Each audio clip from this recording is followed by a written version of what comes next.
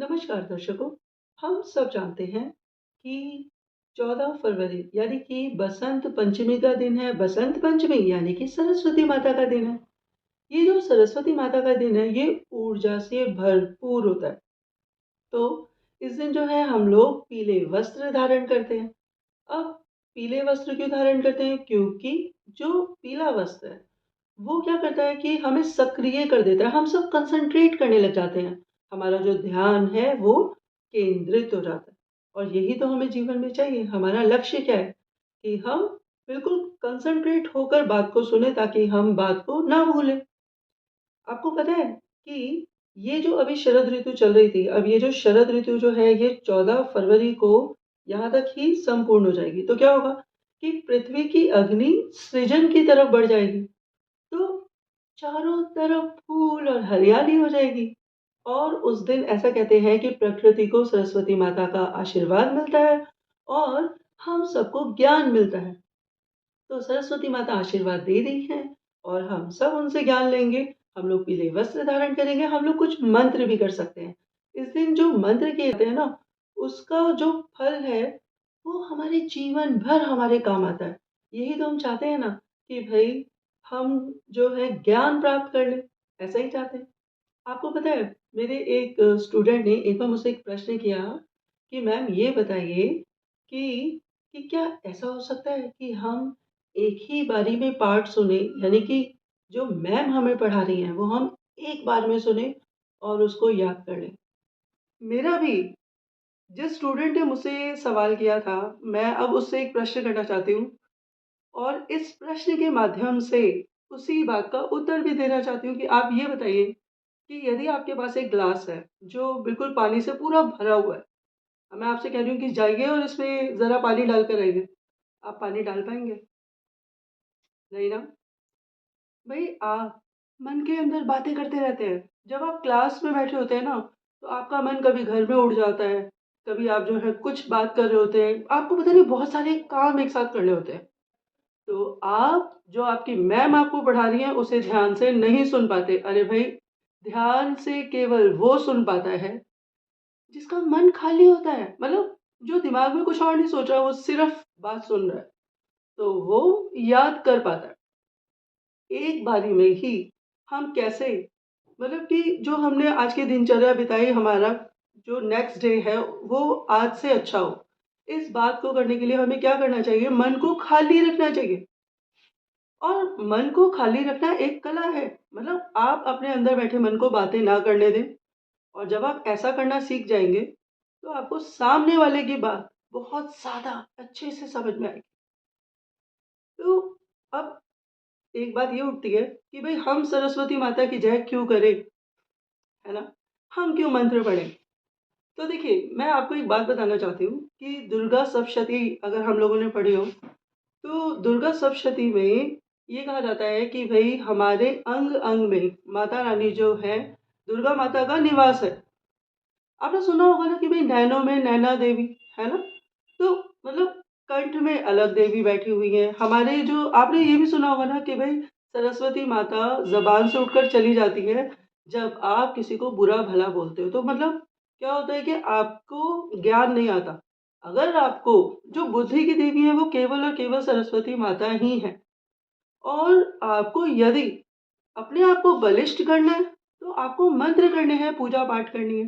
केवल और केवल यही एक तरीका है। कोई भी मंत्र जो होता है ना, जैसे कि भई श्री कृष्ण गोविंद हरे मुरारी, तो वो हम क्या कर रहे हैं? भगवान को भगवान के नामों से बुला रहे हैं। आप खुद सोचिए कि जब हम कोई पाठ करते हैं, ठीक है?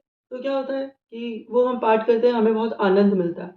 पर जब हम किसी को उसके नाम से बुलाते हैं, तो वो ऊर्जा हमारी तरफ ज़रूर देखती है। आप सोचिए कि आपको कोई आपके नाम से बुलाए, तो क्या आप नहीं सुनेंगे? सुनेंगे ना। तो जब आप मंत्र करते हैं, तो सबसे पहली बात है कि ये जो शरीर रूपी पात्र है, इसकी क्लींजिंग होती है, ये साफ होता है, ठीक है? अंदर से ये साफ होता है, मतलब ये खाली होने लग जाता है और आपके अंदर जब आपका दिमाग खाली होता है ना, देखिए आप खाली बैठ के ना आपका मन आपसे बातें करता रहता है। मैं अभी बता रही थी कि स्कूल में वो जो बच्चा है, जो पढ़ना चाहता है, जो कह रहा है कि भई मैं एक बारी में पाठ सुनूँ और मुझे याद हो जाए, तो मैंने कहा कि भई तुम्हारा जो दिमाग है जब क्लास में बाहर देखता है, इधर देखता है, उधर देखता है, तुम पढ़ ही नहीं सकते। तुम पढ़ कब सकते हो? जब तुम एकाग्र होगे। तुम एकाग्र कब होगे? जब तुम मंत्र करोगे। और जब तुम मंत्र करोगे तो क्या होगा कि तुम्हारा ध्यान बार-बार एक ही चीज़ पे रहेगा, तो अंदर बैठा मन तुमसे बात नहीं करेगा। और जब तुम्हारा मन तुमसे बात करना छोड़ देगा, तुम बार-बार भगवान का मंत्र करोगे, तो तुम्हें एक आदत हो जाएगी याद करने की। और जब तुम्हें याद करने की आदत हो जाएगी, याद करने की ही आदत जो है वो तब आती है जब आप ध्यान करते हैं। वरना हर वक़्त आपके आस-पास इतनी चीज़ें हो रही होती हैं, पर आप सो रहे होते हैं, आपको पता ही नहीं है कि प्रकृति आपको पल-पल समझा रही है कि ये करना है और ये नहीं करना है, ठीक है? जैसे मैं हमेशा कहती हूँ कि जो श्वास है मतलब कि श्वास जो हम अंदर लेते हैं, प्राण ऊर्जा, ये कला है, ठीक है? और हम ऐसे ही लिए जा रहे हैं, सुबह-शाम बस। तो इसी तरीके से, बिल्कुल उसी तरीके से लिखना भी एक कला है। लिखना, पढ़ना, बोलना, आपके उठने-बैठने का स्टाइल, हर चीज़ एक कला है। तो अगर आपको ये कला समझ आ जाए कि भई हम जो बोल रहे हैं, हमारी बात को सुना जाए, हम जो लिख रहे हैं, हमारी राइटिंग बहुत अच्छी हो, तो उसके लिए आपको क्या करना है? अपने आप को एकाग्र करना है, कंसंट्रेट करना है। आप जितना अपने आप को एकाग्र करेंगे, जितना अपना जो पात्र रूपी शरीर है, तो उसका जो दिमाग है, मन को जितना खाली रखेंगे, उसमें उतनी ही ज़्यादा बुद्धि, उतने ही ज़्यादा ज्ञान वो प्रवेश कर जाएगा और आपको सब कुछ याद रहेगा कि भई मुझे कितना अच्छा-अच्छा बोलना है। एक बार जब आपको अपने अंदर अच्छी चीज़ें लेने की आदत हो जाती है ना, यानी कि अच्छा श्वास मतलब आपको ये पता चले कि ये प्राण वायु है, ठीक है? और जब आपको ये पता चलता है कि भई मेरे ये बोलने का बहुत मूल्य है, तो फिर हम ज़बान से कोई भी गंदी बात नहीं बोलेंगे, ठीक है? और जब हम गंदी बात नहीं बोलेंगे तो क्या होगा? सरस्वती माता हमारी ज़बान पे, हमारे कंठ में, हमारे साथ सदा विराजमान रहेंगी।